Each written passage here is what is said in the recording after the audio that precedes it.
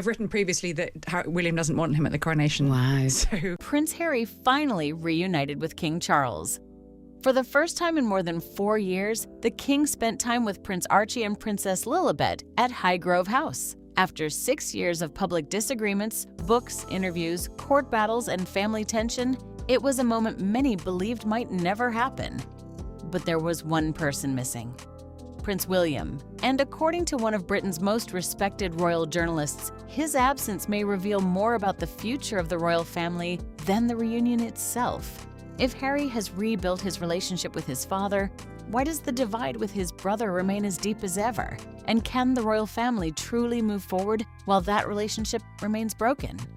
When Buckingham Palace confirmed that King Charles III had privately welcomed Prince Harry, Meghan Markle, Prince Archie, and Princess Lilibet to Highgrove House, it marked one of the most significant royal family moments in years. For the first time since stepping back from royal duties in 2020, Harry and Meghan returned to Britain with their children for a private family gathering that many believed might never happen. According to the Associated Press, the King and Queen Camilla hosted the family at Highgrove House, the King's private country residence in Gloucestershire. The meeting gave King Charles the opportunity to spend time with Prince Archie and Princess Lilibet again after years apart. The reunion immediately prompted headlines around the world. For some, it represented the first real sign that the relationship between father and son was beginning to heal. For others, it raised an even bigger question. If King Charles was willing to open the door, why wasn't Prince William there? That question became even more significant after royal editor Roya Nika shared new insights into the relationship between the two brothers, suggesting that while progress may have been made between Harry and the king, reconciliation with William remains a very different matter. the best part of 6 years where there's been a lot of indiscretion in terms of Harry's memoir, the Netflix documentary, countless television interviews, podcasts, just Oprah spilling all the chicken shed, spilling all those secrets, airing all those family grievances. The royal family have found that difficult. The king has had enough of that. And so this is a chance to sort of slightly reset the relationship onto a much better footing going forwards. So, in this documentary, we'll examine what happened at Highgrove, why Prince William chose not to attend, and whether one royal reunion can really begin to heal a family divided for more than 6 years. For many observers, the most important story wasn't who attended the reunion. It was who didn't. While King Charles, Queen Camilla, Prince Harry, Meghan Markle, Prince Archie, and Princess Lilibet gathered privately at Highgrove House, Prince William was notably absent. Public reporting indicated that the Prince of Wales carried on with his scheduled engagements, including attending a charity polo event, rather than joining the family gathering. That decision immediately fueled speculation. Was it simply a scheduling conflict, or did it reflect something much deeper? According to Roya Nika, royal editor of the Sunday Times, William's position has remained remarkably consistent. Speaking after the reunion, she said her understanding is that Prince William still feels deeply hurt by the events of recent years. Not because Harry chose to step away from royal duties, but because of the way the family's private disagreements later became public through interviews, documentaries, and Prince Harry's memoir, Spare. Nika also said she sees little sign that the relationship between the brothers is improving, describing William as someone who continues to feel deeply betrayed by what has happened over the past 6 years. Those remarks represent Nika's reporting and analysis rather than official statements from Prince William. He feels still very let down, very hurt, very betrayed by not just Harry leaving the royal fold, because that's his decision, but I think the manner in which he did it and what he has said and done since, those are things that William can't forget. Buckingham Palace has not publicly commented on the current state of the brothers' relationship. Even so, William's absence has become one of the defining images of this reunion. Because while a father and son may have found a way to meet again, two brothers remain separated by years of unresolved disagreement. And understanding how they reached this point may be the key to understanding where the royal family goes next. While Prince William's absence dominated much of the public discussion, the reunion itself was significant in ways that extended far beyond the headlines. According to Buckingham Palace, King Charles and Queen Camilla welcomed Prince Harry, Meghan Markle, Prince Archie, and Princess Lilibet to Highgrove House for a private family visit. Unlike Buckingham Palace or Windsor Castle, Highgrove has long been regarded as one of the king's most personal residences. For Prince Harry, it is also a place closely connected to his childhood.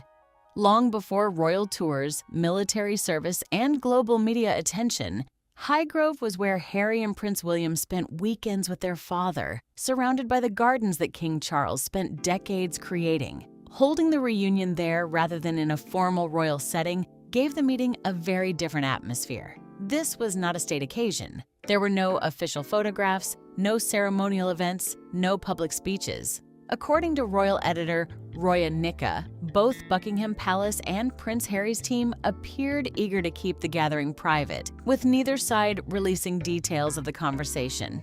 Neither side has briefed what happened. Long may that hold, because I think in previous meetings there has been an issue with allegations that Harry's camp leaked some details, and that always really annoys Buckingham Palace and the King. So she suggested that preserving that privacy could help create the conditions for future meetings and rebuild trust after years in which private family matters became public. For King Charles, the meeting also carried a deeply personal significance.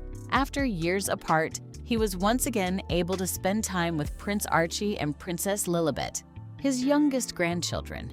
It was a quiet family moment, but behind that moment was another story. Because this reunion almost didn't happen, and the reason had nothing to do with family relationships. It had everything to do with security. For years, one issue appeared to stand in the way of any meaningful family reunion: security. Since stepping back from royal duties in 2020, Prince Harry has repeatedly argued that he could not safely bring Meghan Markle and their children to the United Kingdom without appropriate protection. That disagreement eventually became the focus of a lengthy legal battle. Harry challenged the decision to remove his automatic entitlement to publicly funded police protection while visiting Britain. After a series of court proceedings, however, those challenges were unsuccessful. Despite those setbacks, the Highgrove reunion still went ahead. According to reporting surrounding the visit, Prince Harry arranged private security for his family, allowing the trip to proceed without relying on the protection he had sought through the courts. For many observers, that represented an important turning point.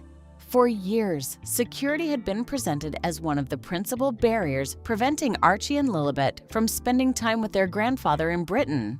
This visit demonstrated that, despite the legal disputes, a family meeting was still possible.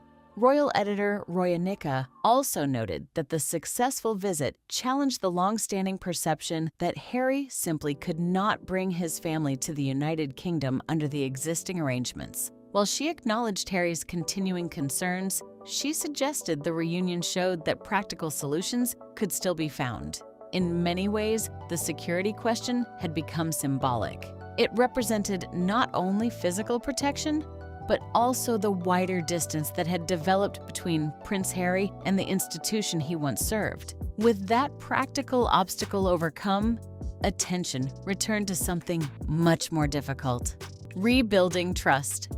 The reunion at Highgrove was about more than logistics. It reflected a decision. King Charles chose to welcome his youngest son, daughter-in-law, and grandchildren into one of his most personal residences. That decision has prompted considerable discussion among royal commentators. Some believe it reflected the king's long-standing desire to rebuild family relationships wherever possible. Others point to a more personal reality. Since announcing his cancer diagnosis, King Charles has continued carrying out a demanding schedule of public engagements while also placing visible emphasis on spending time with family. Although Buckingham Palace has not suggested that the reunion was connected to the king's health, many commentators believe experiences like these naturally influence family priorities. For a grandfather who has had relatively few opportunities to spend time with Prince Archie and Princess Lilibet, the chance to see them again may simply have been too important to miss. According to Roya Nika, both Buckingham Palace and Prince Harry's team appeared committed to keeping the gathering private, avoiding public briefings that had complicated previous family meetings. She suggested that maintaining discretion could help lay the foundation for further conversations in the future. That commitment to privacy may prove just as significant as the reunion itself. because trust is rarely rebuilt through public statements. It is rebuilt through confidence that private conversations will remain private. Even so, there remains one relationship that appears far more difficult to repair: the relationship between Prince Harry and Prince William. If the reunion at Highgrove represented progress between King Charles and Prince Harry, it also highlighted how different Harry's relationship with his brother has become. According to Roya Nika, there has been little indication that communication between the brothers has improved in recent years. She reported that Prince William continues to feel deeply hurt by the way family disagreements entered the public domain through interviews, documentaries, and Prince Harry's memoir Spare. In her assessment, those events damaged a level of trust that has not yet been restored. Importantly, those observations reflect Nika's reporting and analysis rather than official comments from Prince William himself. Neither Kensington Palace nor Buckingham Palace has publicly outlined William's personal views regarding future reconciliation. Even so, the absence of any public sign of renewed contact between the brothers has become one of the defining features of the story. For many people, the relationship between Harry and William has always represented more than a disagreement between siblings. It symbolized the future of a family that once appeared inseparable. I've written previously that William doesn't want him at the coronation. Wow. So, and my understanding is that hasn't really shifted. Whether or not, when the time comes and the constitutional realities and the public perception realities are facing William, whether or not he changes his mind. But in an ideal world, in his world, as things stand now, he wouldn't want him there. They haven't spoken for they haven't seen each other for 4 years. Years ago, they stood together through some of the most difficult moments of their lives. Today, they appear to be following very different paths. One brother has begun taking tentative steps toward rebuilding his relationship with their father. The other, according to respected royal reporting, remains unconvinced that the time for reconciliation has arrived. That leaves one final question. Can a family truly heal? If the bond between two brothers remains broken, the reunion at Highgrove may prove to be one of the most important moments in Prince Harry's life since leaving royal duties. Not because it resolved every disagreement, but because it may have demonstrated that rebuilding family relationships is still possible. For much of the past 6 years, Harry's public image has been dominated by legal battles, interviews, documentaries, and debates surrounding his relationship with the royal family. At the same time, many of his charitable projects, particularly the Invictus Games, have continued to receive praise from veterans and supporters around the world. Royal editor Roya Nika believes Harry now faces an important choice. Speaking after the reunion, she suggested that the meeting with King Charles presents an opportunity for Harry to move beyond years of public conflict and begin a new chapter focused less on confrontation and more on the charitable work that first earned him widespread admiration. She also questioned whether continuing legal battles would ultimately serve his long-term interests. Those remarks represent her analysis, but they reflect a broader discussion taking place among many royal observers. What should the next chapter of Prince Harry's life look like? Should it continue to be defined by court cases and public disputes? Or could it once again become centered on service, veterans, conservation, and the causes that have long been associated with his public work? Only Prince Harry can answer that question. Yet, after the reunion at Highgrove, the possibility of a new direction appears more realistic than it has in years. Still, one challenge remains, because restoring one relationship is not the same as restoring an entire family. Throughout this documentary, one question has remained at the center of the story. Can reconciliation within the royal family truly succeed if the relationship between Prince Harry and Prince William remains unresolved? There is no simple answer. King Charles and Prince Harry have now taken an important first step by meeting privately after years of public distance. For Archie and Lilibet, the reunion created an opportunity to spend time with their grandfather and strengthen family connections that had been difficult to maintain across continents. Those moments matter, but families are rarely healed through a single meeting. According to Roya Nika, there is currently little indication that Prince William is ready to follow the same path. Her reporting suggests that the Prince of Wales continues to feel deeply hurt by the events of recent years and that rebuilding trust between the brothers will likely require far more time than rebuilding the relationship between father and son. That doesn't mean reconciliation is impossible. It simply means that some relationships require longer to heal than others. History offers many examples of families overcoming periods of profound disagreement. Whether the House of Windsor will eventually do the same remains one of the defining questions facing the modern monarchy. For now, one door has reopened. Whether another will follow remains uncertain. The reunion at Highgrove House will almost certainly be remembered as one of the most significant royal family moments of recent years. Not because every disagreement disappeared, and not because every relationship was repaired, but because after 6 years of distance, a father welcomed his son home, a grandfather spent time with his grandchildren, and a family that had seemed permanently divided chose, at least for one afternoon, to come together. That is no small thing. At the same time, this reunion also highlighted the challenges that remain. The relationship between Prince Harry and Prince William continues to cast a long shadow over the future of the royal family. Whether that relationship can one day be rebuilt is a question that neither commentators nor headlines can answer. Only time and the people involved can. Perhaps the most important lesson from this story is that reconciliation is rarely a single event. It is a process. Sometimes it begins with a conversation, sometimes with a visit, sometimes simply with the willingness to walk through a door that has remained closed for far too long. The meeting at Highgrove may not have solved every problem, but it proved that one conversation was still possible. And after everything that has happened over the past 6 years, that may be the most important development of all. What do you think? Did this reunion mark the beginning of a genuine reconciliation within the royal family? Or does Prince William's continued distance mean the hardest conversations are still ahead? Share your thoughts in the comments below.